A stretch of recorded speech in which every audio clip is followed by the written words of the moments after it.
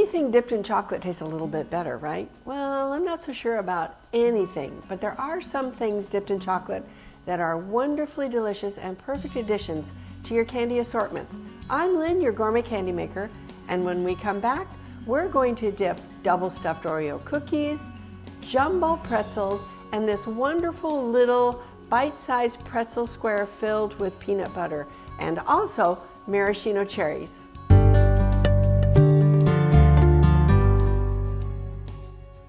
Adding chocolate dip cookies, pretzels, nuts, and maraschino cherries creates a great flavor and texture variation and adds a little bit of bulk to your assortments.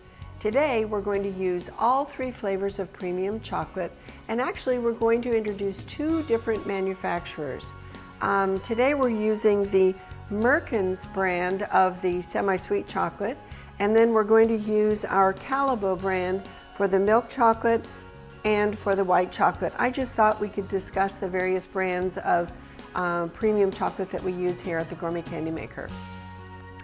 To start our candy making or dipping process, you'll need 1 pound of each flavor that you're going to dip, and if you've done this before, then you'll be able to gauge how much chocolate you need for your end result. But to start, for small batches, 1 pound of each flavor will work very well. And then you need to have all the ingredients you want to dip prepped and ready to go. And by that I mean, for these items that we're doing today, we're using maraschino cherries. We're going to do double stuffed, double dipped Oreo cookies. Oh my gosh, they're so good. We're going to do jumbo pretzels, and then these really cute little bite-sized pretzels, two-sided, that have a sandwich of peanut butter inside. They're scrumptious. They have a little bit of salt, a little bit of crunch, and then the flavor that everybody loves, which is peanut butter. I just found these in the store. They look like they might be intriguing, so we're going to give it a try. Now, to prepare your maraschino cherries, I buy them in the jar. I make sure that they have the stems on, because that's really attractive in your assortments and easy to dip. I take them out of the jar, I rinse them in water lightly, and then I put them out on a paper towel lined baking sheet or plate, and let them sit overnight. That allows them to drain and not weep into your chocolate when you're dipping them. So these have been drained all night. I've replaced them, put them on a nice clean paper towel, but those are ready to go. They're still moist, as you can see, but they're not oozing liquid, which would destroy our pure tempered chocolate. The cookies, as far as preparation, you want to take them out of the package, of course, decide how many you want to make, and then each cookie, you want to make sure that all of your, a lot of the cookie powder is off. Just kind of tap them gently and then set them aside. Sometimes I'll do this just before I dip them, but that helps keep the cookie particles or cookie chunks from contaminating your chocolate batch, which we're going to be using for a lot of other things. Same goes with the pretzels, just a light shake to make sure all of the loose salt is off, and then these little guys have nothing going on, so I don't need to prep them at all. For this lesson, we've already gone through the process of tempering each of our flavors. Again, semi-sweet by Merkins, milk by Calabo, and white chocolate, again, by Calabo. They're all really delicious. And I'm going to do a little flavor combining, so you'll get to see how pretty these little variations can be and how absolutely delicious they'll taste when they're done. So I'm going to replace my ingredients and put it over here with my parchment-lined cookie sheet. That's all I need. And let's start with the cherries. Now again, our cherries have been, most of the liquid has been wicked off so that it doesn't end up in the chocolate. Liquid in chocolate, whether it's water, liquor, fruit juice, will seize your chocolate and it will be unusable. So make sure that you don't introduce liquid into your premium real chocolate that's been tempered. So I'm just going to take each one of these and I'm going to just dip it in, And look at the viscosity or thickness of this Merkin's semi-sweet chocolate. It's really dense, plus it's also in super temper, which is great because I want an extra thick coating.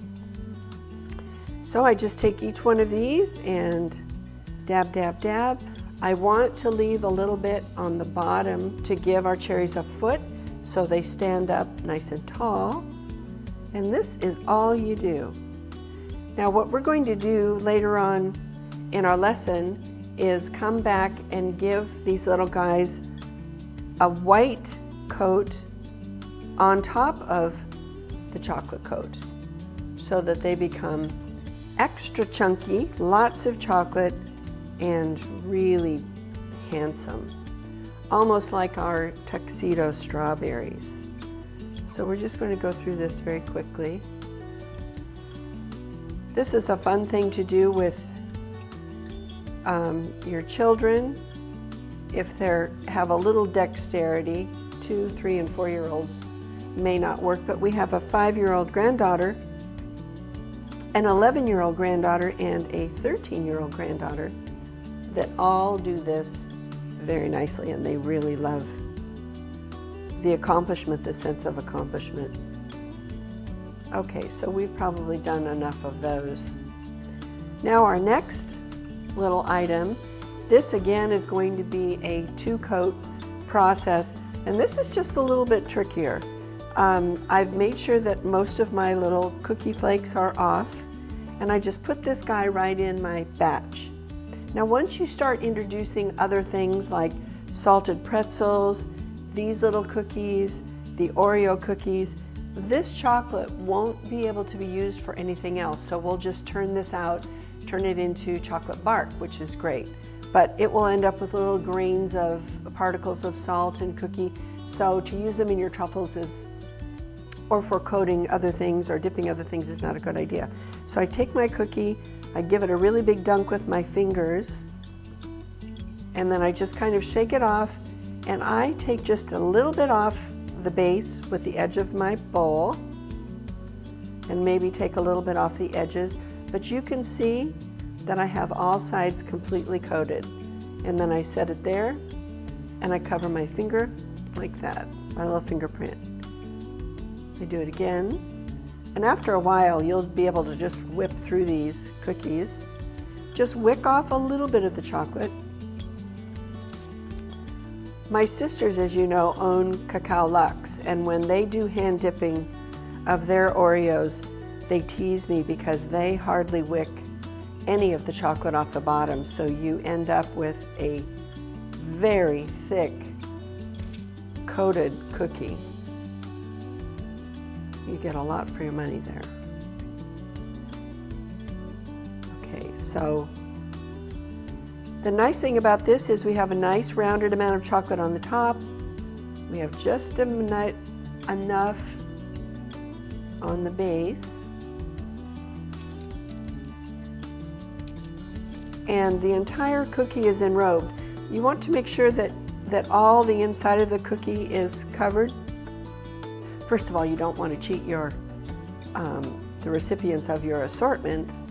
And second of all, it seals the cookie, so the cookie inside stays really crunchy, and the soft center stays very soft and fresh. Chocolate, tempered chocolate, is almost like it's like a heat seal or a sealer. It keeps all the air out. Okay, we'll do 2 more and then we'll move on. What we'll do with these cookies after they have completely hardened, the dark chocolate is completely hardened, we will come back and introduce white chocolate to our various assortments. We'll dip these in white chocolate, and we'll give these guys a really, really nice white chocolate top, so it almost looks like a flat cupcake. You get 2 types of flavors. Now, certainly you can use any flavor chocolate you want. You could start with white, end with dark. You could do a complete milk chocolate. The Oreo brand cookie comes with a peanut butter inside. Those dipped in milk chocolate with peanuts sprinkled on top. Oh my gosh, they're so good. Okay, our next two items we're going to dip first in milk chocolate. We're going to use the dipping fork so you get a sense of how that works. So I'm going to put our dark chocolate over here, which, can you see how thick it is? It's going to harden in the bowl before we're finished. Our studio is really cold today, so everything is setting up very nicely.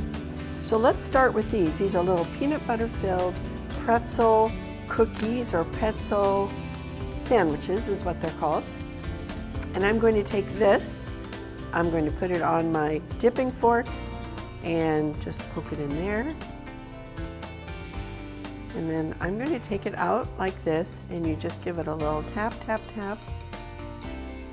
Maybe just a tiny bit of a touching wick. And then I'll take my other dipping fork and put it on there. Now the reason I use a dipping fork for these is because they're so small. If I did these with my fingers, the finger would basically be almost the full size of the surface of the piece. So these are going to be so cute.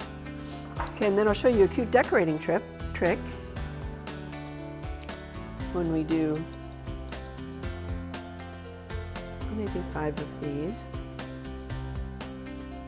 Now the most fun thing about making your own candies is there's no flavor rules or decorating rules. You can just create to your heart's content. You start with a few basic principles: tempered chocolate, understanding how to work with chocolate and flavorings, etc. And then you are on your own to make your pieces your own signature look and blend. Okay, so we'll just do a few more. As you can see, I just barely tap to wick some of the chocolate off the bottom, and we end up with this really cute little shape. And we've already tested them in the kitchen, and they are so good. Now these would be great in dark chocolate as well. If you have fans that are crazy about semi-sweet or dark chocolate, perfect. Another nice flavor combination might even be white chocolate.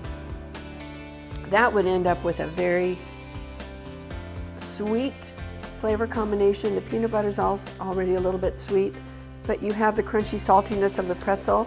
White chocolate is ultra sweet compared to the other chocolate flavors. So you would end up with a very sweet, rich confection.